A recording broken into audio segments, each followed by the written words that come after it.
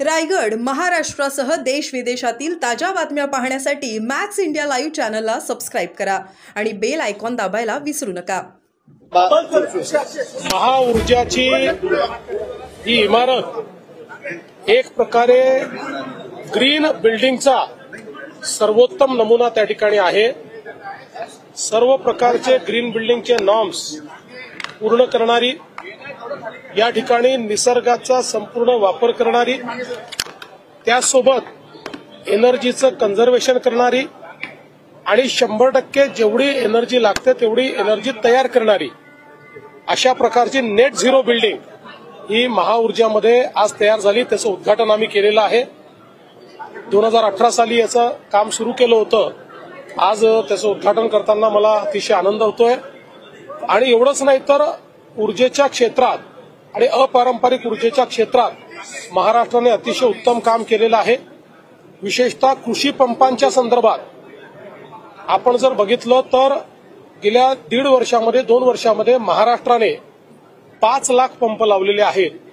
संपूर्ण देशामध्ये 4 लाख पंप लागले आणि एकट्या महाराष्ट्राने 5 लाख पंप लावलेले आहेत। दुसरं, सौर कृषी वाहिनी योजनेच्या अंतर्गत 16,000 मेगावॅटचे फीडर हे आपण त्या ठिकाणी सोलरवर नेतो आहोत। त्याचं काम अत्यंत वेगाने चाललेलं आहे।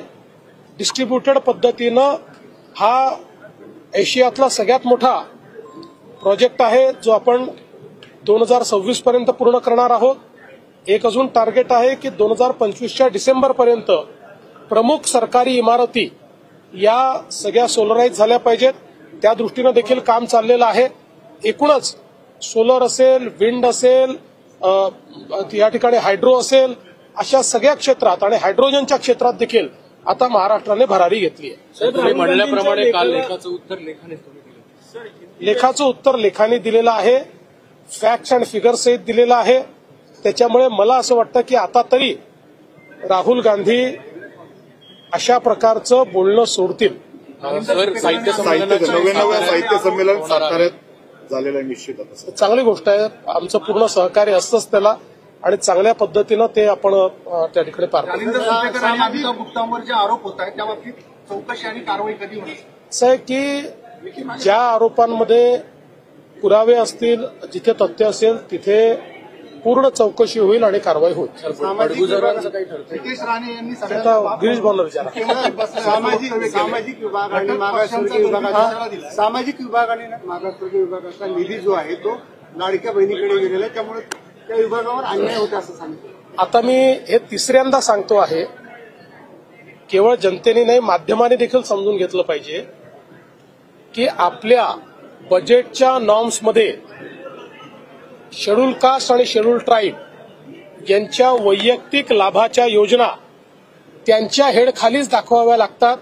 त्याची तरतूद ही त्या हेडखालीच करावी लागते आणि म्हणून अजितदादांनी बजेट मांडताना त्या हेडखाली ती तरतूद केली आणि आपल्या बजेटच्या भाषणात हे सांगितलं की आम्ही रेग्युलर तरतुदीपेक्षा किती जास्तीची तरतूद केलेली आहे आणि ती कशा करता वापरणार आहोत। आपण निधी वळवला किंवा म्हणतो दुसऱ्या कामाकरता एखादा निधी ठेवला असेल आणि तो तिसऱ्या कामावर जर खर्च केला तर त्याला वळवलं म्हणतो। बजेटमध्ये जर कायद्यानेच तुम्हाला त्या विभागाकरता किंवा त्या घटकाकरता जो पैसा खर्च होतो तो त्या घटकाच्या मंत्रालयात दाखवावा लागत असेल तर ते दाखवणं चूक नाही आणि तो खर्च करणं देखील चूक नाही। मला असं वाटतं पुन्हा एकदा आपल्या माध्यमातून मी सांगतो, पैसा कुठेही वळवलेला नाही। त्या विभागातच तो पैसा दाखवणं हे बजेटचं कंपल्शन आहे। त्याप्रमाणे त्या बजेटमध्ये दाखवलेलं आहे आणि त्यातनं तो खर्च केलेला आहे।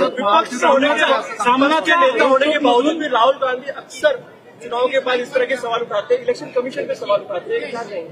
देखिए, मैं राहुल जी को इतना ही कहना चाहूंगा कि ताउम्र राहुल जी आप यही गलती करते रहे, धूल चेहरे पर थी और आईना पूछते रहे। सामनाच्या रोकटोकमधून पंतप्रधान नरेंद्र मोदींवर टीका करण्यात आली आहे की राजकीय लाभासाठी लष्कराच्या गणवेशाचा वापर केला गेला आणि हा अधिकार कुणी दिला? सामना काय फार कुठं कोणाला सर्टिफिकेट देणारी संस्था आहे की काही त्यांनी खूप मोठं काही काम केलेलं आहे? काय हिंदू हृदय सम्राट शिवसेना प्रमुख बाळासाहेब ठाकरे होते तेव्हा सामना होता, आता काय? थँक्यू.